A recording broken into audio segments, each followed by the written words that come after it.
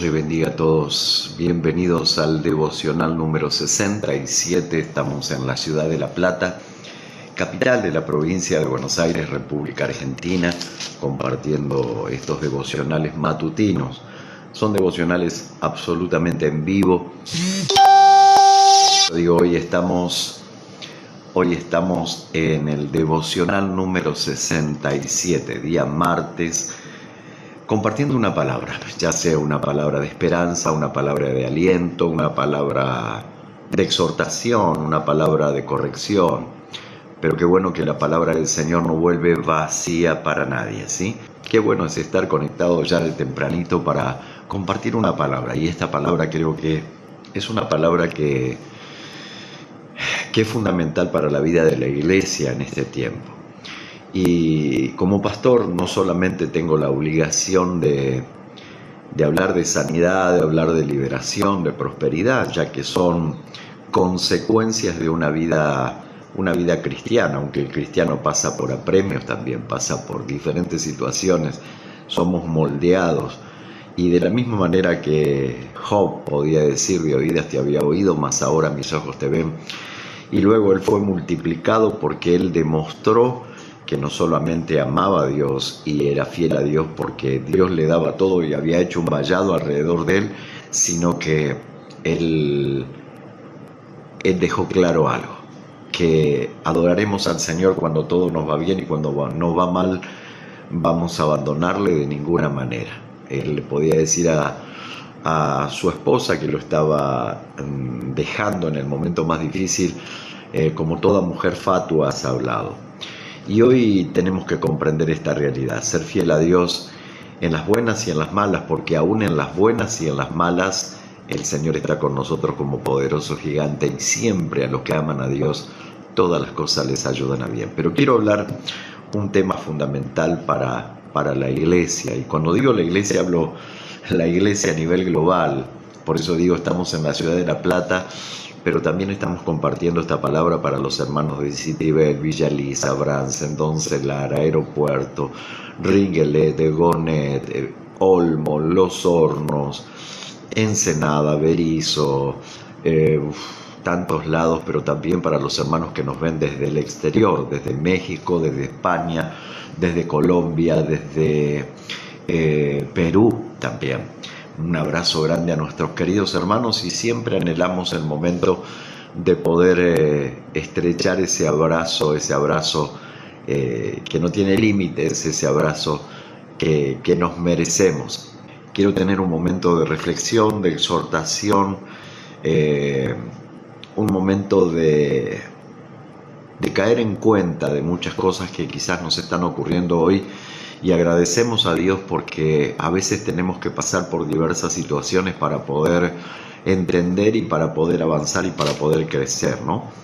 Y yo quiero compartir con ustedes una palabra que en algún momento compartí con la iglesia, una palabra que tiene unas confrontaciones teológicas, pero bueno, la realidad es esta, y está en la palabra del Señor. En el libro de Hechos de los Apóstoles, capítulo 1, verso 1 al 5, quiero tocar este pasaje abreviado, no como lo prediqué en aquella oportunidad, sino quiero mostrarlo de manera abreviada para que usted pueda entenderlo.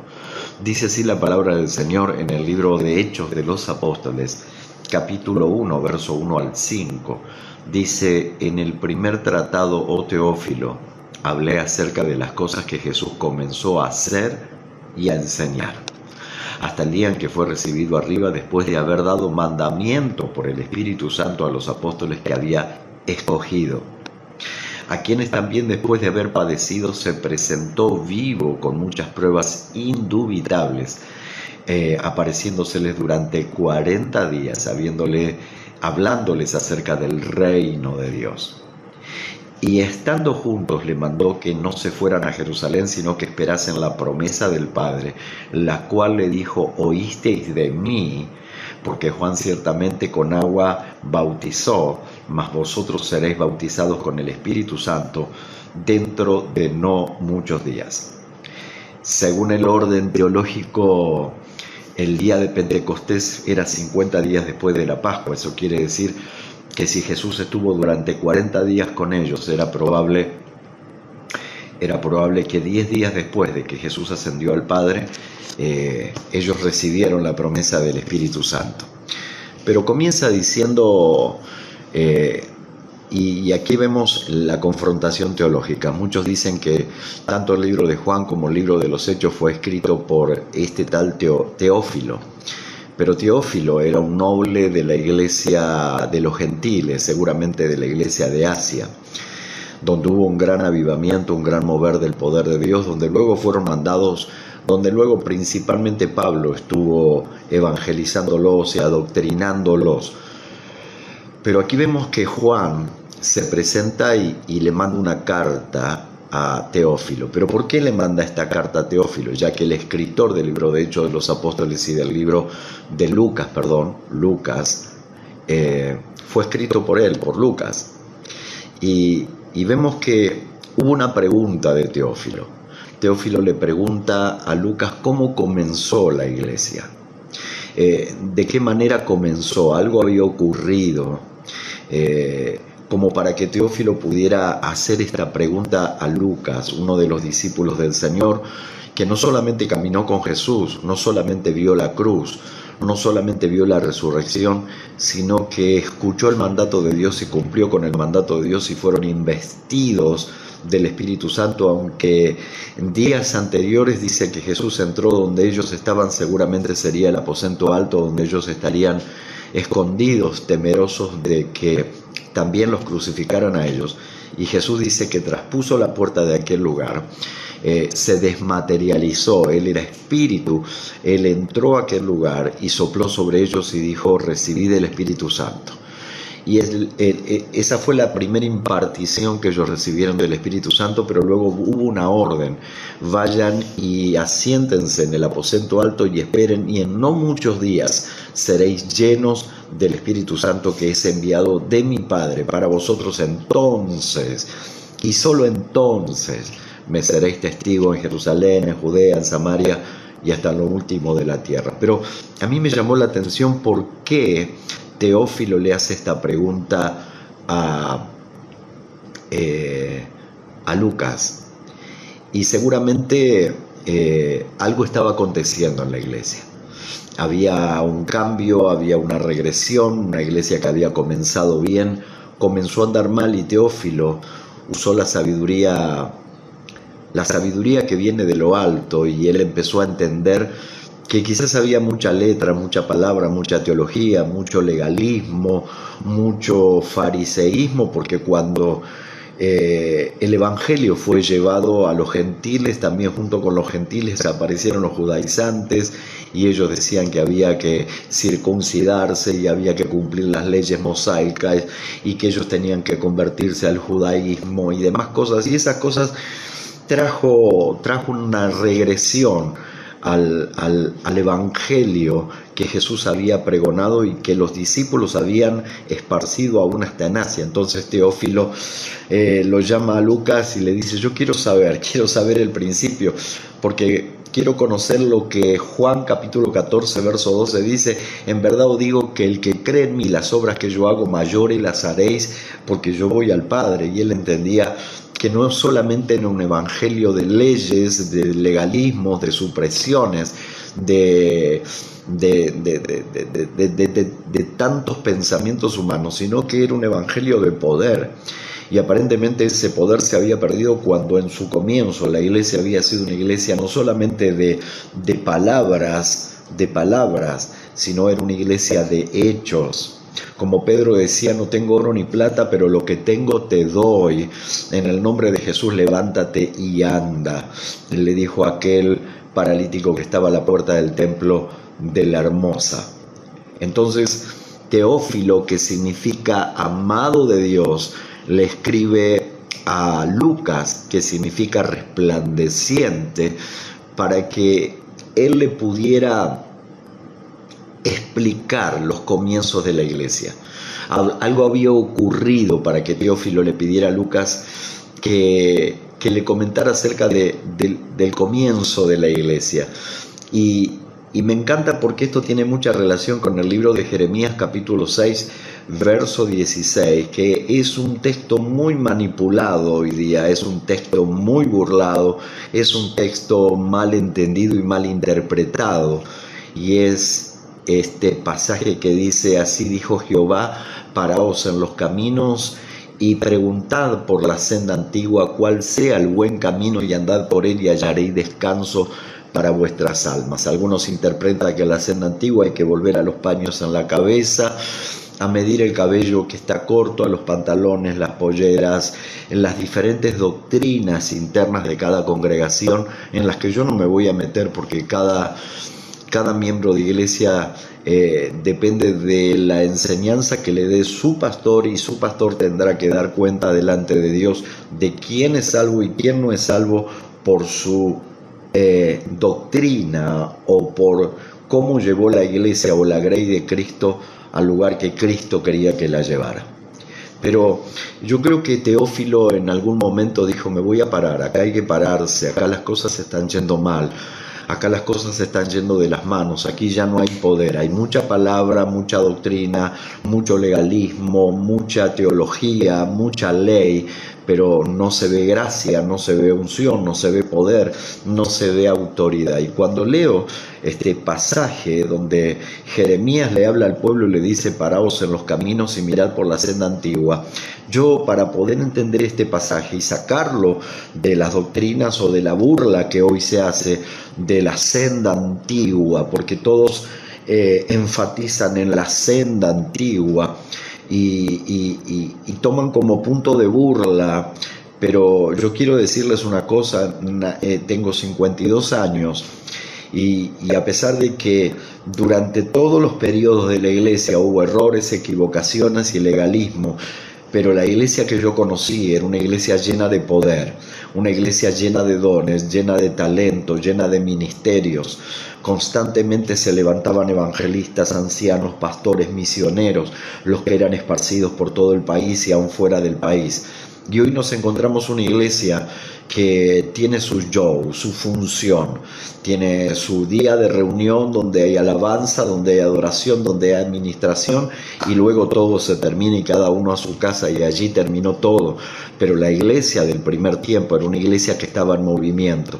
Dice la Biblia que cuando vino la persecución en la iglesia primitiva, dice que los que eran esparcidos iban predicando, sanando, liberando a los oprimidos por el diablo, porque el Señor estaba con ellos, y el evangelio se expandió hasta, según los historiadores, hasta la misma China por causa de la expansión del evangelio. Hoy estamos en un momento de, no diría de persecución, pero sí en un momento en que la iglesia está cerrada, los templos están cerrados y parece que la voz se ha dejado de escuchar, el pentecostalismo se ha dejado de escuchar, el poder se ha dejado de escuchar. Pero la Biblia nos dice que allí Teófilo le pregunta a Lucas, y Lucas escribe el libro de Hechos. Y la palabra del Señor no son solo palabras, sino va acompañada de prodigios y milagros, va acompañada de poder y de autoridad, de libertad de los endemoniados, los oprimidos. Y hoy vemos que la iglesia es una iglesia, y lo digo con mucho temor porque la iglesia es el cuerpo de Cristo, pero la iglesia necesita volver a la senda antigua.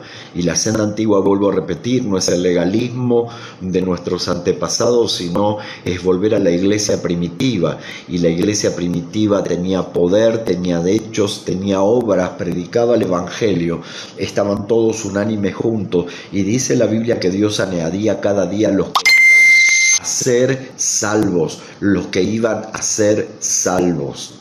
Pero cuando leo el libro de Jeremías, donde dice mirad por la senda antigua, el contexto de este pasaje, en Jeremías capítulo 6, verso 14, Jeremías se tiene que poner en pie porque se habían levantado profetas enviados por los propios sacerdotes del templo, enviados por los mismos reyes de la nación, descendientes de la tribu de David, un linaje tan glorioso que hasta el mismo Cristo nació de ese linaje.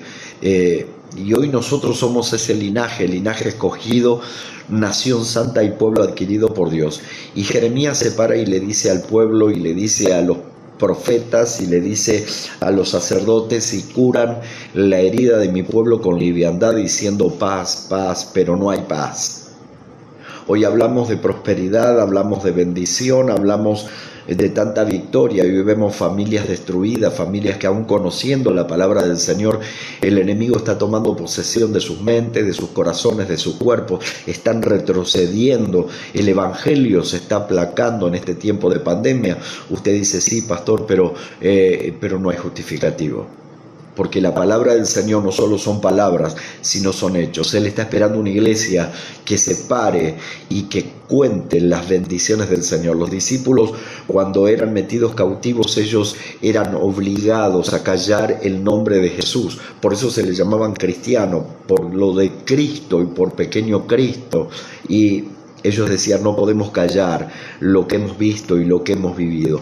Vimos la cruz, vimos a un Cristo resucitado, vimos la promesa, descendió el poder, fuimos investidos, sanamos los enfermos, libertamos los oprimidos por el diablo. Y ese mismo Cristo que ascendió al cielo, el mismo arcángel, cuando estaba parado mientras ellos veían a Cristo ascender, el mismo arcángel le dijo, ese mismo que veis iros, un día él regresará por su pueblo. Hoy hemos dejado de predicar la venida de Cristo, hemos dejado de predicar e impartir el poder del Espíritu Santo. Solo es un monopolio de pocas personas que son sobrenaturales, pero la palabra del Señor dice que esto es para toda la iglesia. La iglesia tiene que tener dones, talentos, ministerios, frutos. Si no es una iglesia pobre, mediocre, una iglesia que no tiene autoridad, que no tiene luz.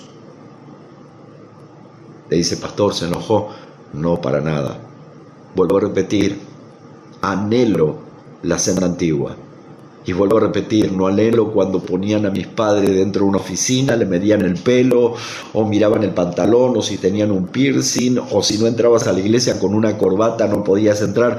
No estoy hablando de esa senda antigua, estoy hablando del comienzo de la iglesia, una iglesia que tenía poder, una iglesia que tenía los frutos del Espíritu, una iglesia que estaba unánime y junto, una iglesia que esperaba la venida de Cristo. Algunos se ríen y dicen que éramos demasiado extremistas, que todos los días nos preparábamos porque Cristo iba a venir, pero no vino nunca, dicen algunos. Pero la palabra del Señor dice claramente, cuando todas estas cosas acontezcan, levantad vuestras cabezas porque vuestra redención está cerca. Pero antes de que el Señor venga a buscar a su iglesia, Él está esperando un despertar, el despertar de las 5 vírgenes prudentes que llevaron aceite en sus lámparas. El aceite es la figura del Espíritu Santo. Entonces, luego que el Señor le dice a través de Jeremías estas palabras, y curan la herida de mi pueblo con liviandad, diciendo paz, paz, pero no hay paz. Él le dice allí en el verso 6 del capítulo 6 del verso 15, se han avergonzado. Es una pregunta.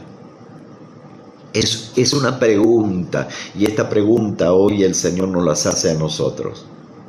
¿Se han avergonzado de haber hecho abominaciones? ¿Se han avergonzado de hacer maldad? ¿Se han avergonzado de ir en contra la palabra del Señor? ¿Se han avergonzado? Ciertamente no se han avergonzado, ni aún saben tener vergüenza.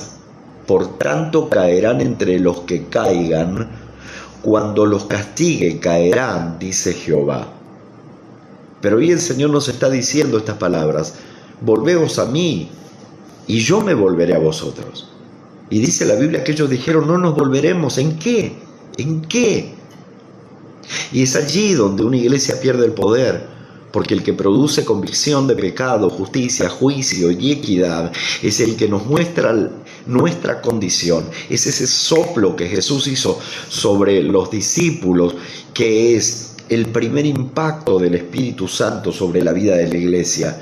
Es tener convicción, dolor, es sentir que necesitamos un Salvador. Es sentir que estamos equivocados, es sentir que necesitamos un cambio de vida. Pero para eso la iglesia tiene que ser investida del Espíritu Santo. ¿Cómo comenzó la iglesia? La iglesia comenzó con la cruz. La iglesia comenzó con la cruz. Pablo podía decir, con Cristo estoy juntamente crucificado, y ya no vivo yo, sino que Cristo vive en mí. Y lo que vivía en la carne ahora lo vivo en el Hijo de Dios. Pero también la iglesia comenzó con resurrección. No solo fue la cruz, sino con resurrección. Habla de bautismo, habla de dejar y sepultar la vieja vida. Y continuó con un mandato, y el mandato era expreso: vayan y asiéntense en el aposento alto y recibiréis poder.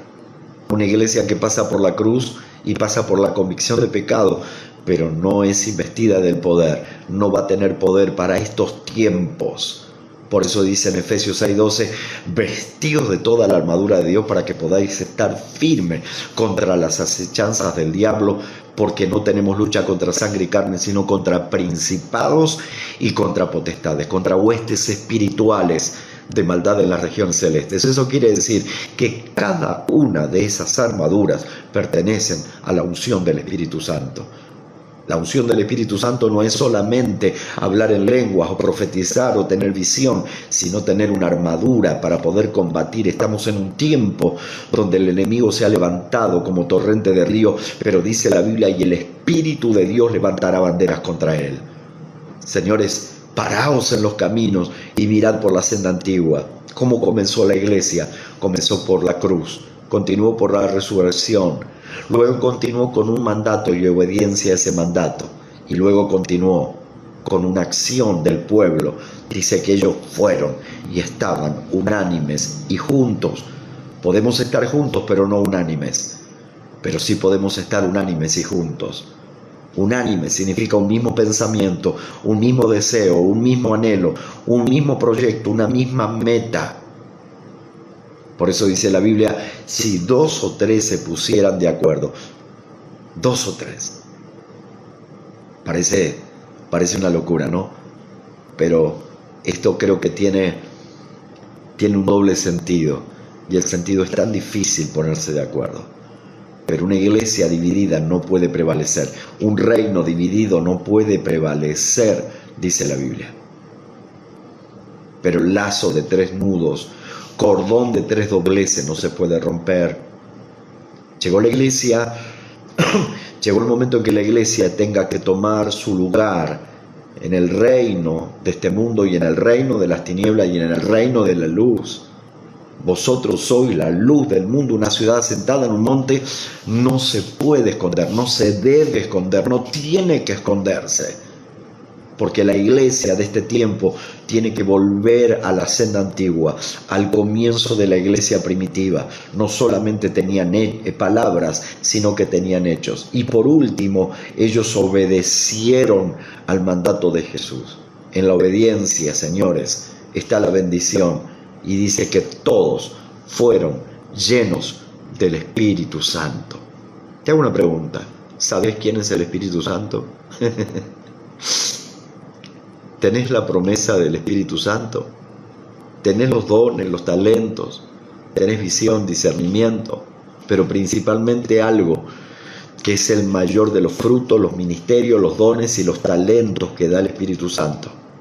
Y es el primer fruto que Pablo dijo: puede haber don de profecía, discernimiento, revelación, sanidad, liberación, ciencia, pero yo busco un camino más excelente, porque si yo hablase en lenguas humanas y angélicas y no tengo amor, soy como metal que resuena y címbalo que retiñe.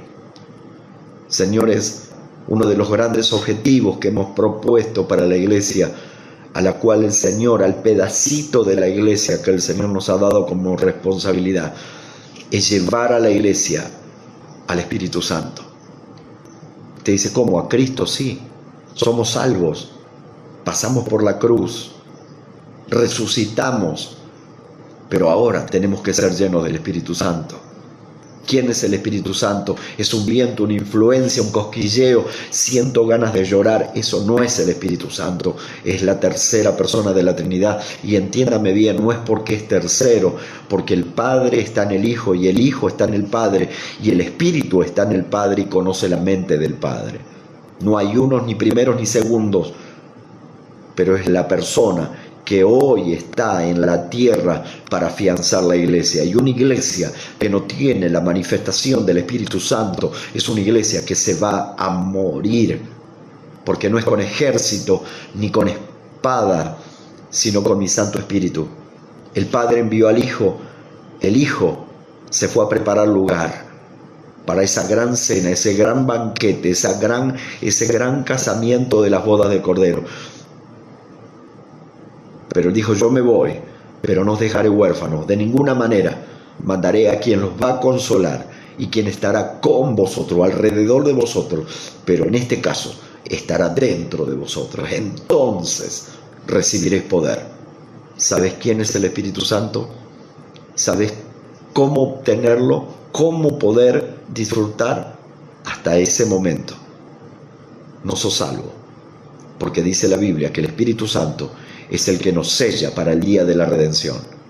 Señores, una iglesia, una persona sin el Espíritu Santo es como la arena, como la corriente de la mar, va y viene, no está sentada, no está asentada junto a corrientes de agua, no da su fruto a su tiempo y nada prosperará. Llegó el momento de volver al Espíritu Santo. Señores, pasaron los tiempos y el hablar en lenguas en la iglesia comenzaron a callarlo porque los inconversos se escandalizan, y no era así. Y junto con detener eso que nos edifica, porque junto con el que habla en lenguas se va a levantar el que profetiza, y el hablar en lengua me edifica a mí, pero el que discierne y profetiza edifica a la iglesia. Y todo ministerio, don y talento es para edificación de la iglesia. Y hoy la iglesia no tiene poder. Tiene muchas palabras, pero tiene pocos hechos. Empecemos a sanar a los enfermos, libertar a los oprimidos por el diablo, pero imponer las manos, bautizar a las personas y que reciban el poder para poder combatir contra las acechanzas del diablo. Oro a Dios para ahora sí, y no lo digo irónicamente, volver a la senda antigua.